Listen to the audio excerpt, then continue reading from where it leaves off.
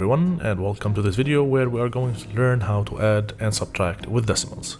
Let's get started with this first example. Let's say here we have 2.13 plus 1.32. The key of adding and subtracting without making any mistakes simply is lining up the decimal points before anything. So as you can see, point under the point under the point, we put the digits in their places, so 2.13 like this, 1.32, and let's apply the addition. So in this case, 3 plus 2, simply we will continue the normal addition, nothing new or special.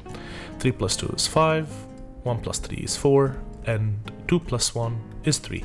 So the answer of this addition is simply like this. Now, to be able to apply the subtraction, we will do exactly the same thing. Put the point under the point, put their digits in their places, and we will start with the subtraction.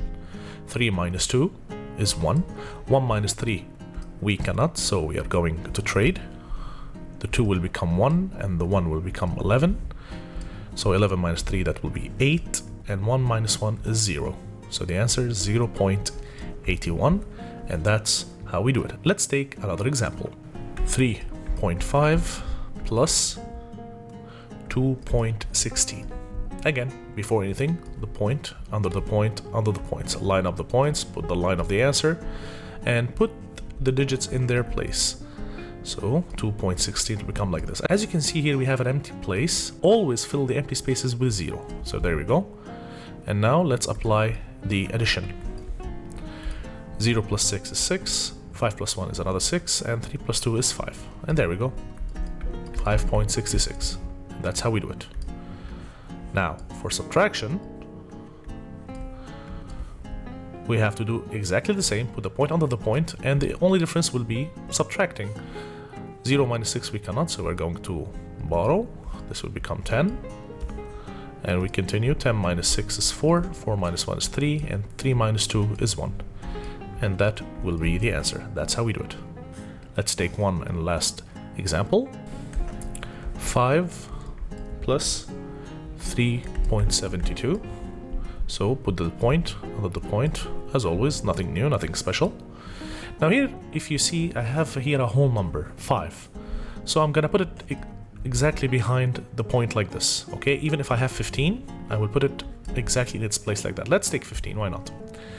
And then 3.72, put it in its place. And as you can see here, we have empty spaces. We are going to fill it with zeros. Let's get started with addition. So 0 plus 2 is 2, 0 plus 7 is 7, 5 plus 3 is 8, and 1 plus nothing is 1. The answer will be like this.